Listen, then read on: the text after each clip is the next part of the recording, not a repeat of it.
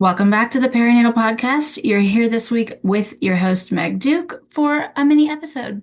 I'm going to read you your stories of validation and ideas and joy and laughter and haha fails. Not like we failed, but yeah. Anyway, I did want to jump in before I started or talk about before I jump in.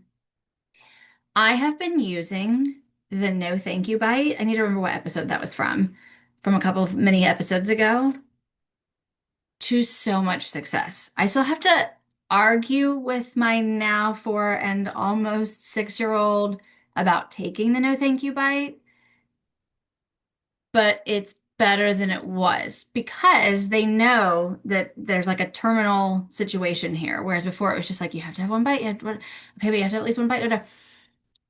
It's so much better, and I imagine it's going to continue to get better for them. And it's also funny because it was like cheese grits. You both love cheese grits. Why are we even having a conversation about a no thank you bite for cheese grits anyway? But nevertheless, so thank you again to the writer who sent that one in. Um, I should have before I got on. I wish I would have thought to, I knew I wanted to talk about it, but I didn't think about it until I'm already talking about it to say which episode that was from. So go back and listen to all of them. They're not terribly long. And you can get a lot out of the other ones as well. If you until you find the no thank you bite. So here we are. Let's get started. The headphones moment. One weekend, I was totally touched out, overstimulated, cranky, and teetering on the edge. The kids were playing a game that involved both yelling and bouncing a ball off every surface. I could feel myself getting snappy. I chuckled because, like, relatable. Instead of trying to control the chaos, I quietly put on my noise-canceling headphones. I didn't even turn on music, just let the world go by a little softer. I kept doing what I was doing, but with a buffer, a boundary.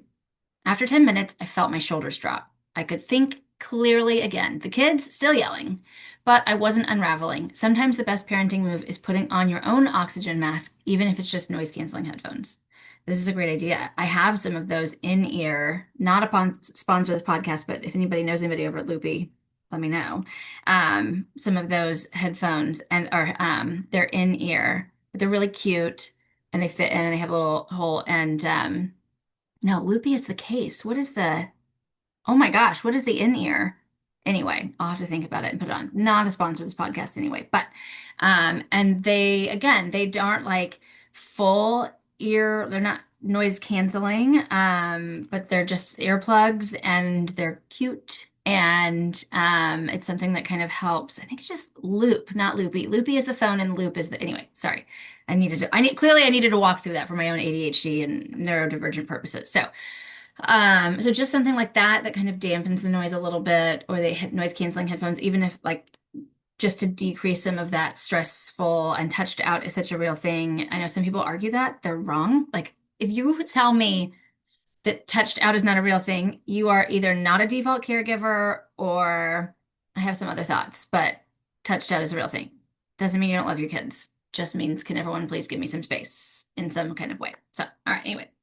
On to the next one, which I am definitely going to implement into my house as well. I'm excited for this one as well. The Not Right Now jar is the title of this. My kids always seem to have big ideas right at bedtime. Can we build a robot tomorrow? Can we go to the zoo after school? I used to scramble to say yes or no in the moment, but it left us both feeling overwhelmed or disappointed. So we made a Not Right Now jar. Anytime they had an idea we couldn't do immediately, we wrote it down on a slip of paper and dropped it in. It gave their idea a home, a place where it mattered, even if we couldn't do it right then. Now, on weekends or slow days, we pull from the jar. It turns not now into let's come back to it. And that feels a lot better for both of us. Literally, we'll be doing this today. I don't know. I'll find a jar. It's not that big a deal. Could be a box, doesn't matter. But this is such a thing. They have these great ideas. They want to do these things. And sometimes, like, we are very fortunate. My parents got us zoo passes, so we could go to the zoo. But can I go to the zoo right now? No, I can't go to the zoo right now. But oh, let's do that. Oh, yeah, da, da, da.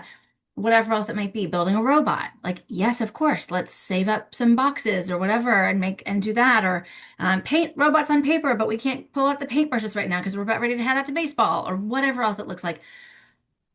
I like this writer put. giving it a home. So it doesn't feel dismissive. It doesn't feel like it'll be forgotten. That's an issue for me. And I know so many of my fellow neurodivergent humans out there. If I don't write it down, it didn't happen. Or if I don't write it down, I'm going to forget. So I won't forget. We're all going to write it down. Helps the kids practice their writing too, if we're just another opportunity, right? Or I'll just do it myself. But yes, I got this one and was like, I'm literally going to put this one in. So I'll let you all know how that goes as well. And then last one here. The other day I went to put away laundry and ended up reorganizing a bookshelf. Man, I'm sorry to cut myself off, but like every single one of you out there has, yes, sorry. I don't even need to editorialize this, but I just couldn't even hardly finish the sentence. The laundry sat there half done while I alphabetized cookbooks and found three puzzle pieces. It used to frustrate me. Why couldn't I just stay on task? But now I notice it with a little more compassion. Sometimes my brain takes the scenic route. And while I do try to circle back to the original task, I also remind myself I'm still being productive, just a little chaotically. Progress doesn't have to be linear. Sometimes it zigzags, and sometimes that zigzag leads to a surprisingly satisfying bookshelf. I mean, this is like literally the definition of hyperfocus once you are on the zigzag and you're so excited to alphabetize those cookbooks and to make that bookshelf exactly how you want it to be, and the idea of pulling yourself away. And sometimes we do have to pull ourselves away because something needs to be done in a certain amount of time, and the dryer has to get going right now. And of course, and then sometimes this is what this person's talking about, like giving yourself compassion and grace. If there's no absolute like drop 0 hour, do it or something isn't going to get done, how do we pull back from trying to force ourselves to be, unkind to ourselves or and so, it's a balance of practicing getting yourself back on track. What can you do to do that while also the wandering around in mid-task and what that looks like. So, yes. So, thank you all again for writing these in. I get so excited to read some of these, all of these. So I get so excited to read all of these. We've had one person send in a voice note. I appreciate that some of you are like, absolutely not. I don't want my voice on this, but you can read my story. I'm with you.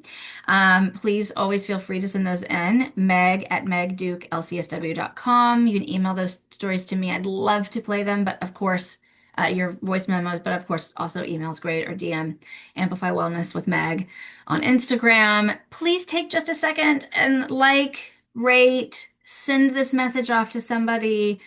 This episode, I mean, it's so helpful for the algorithm.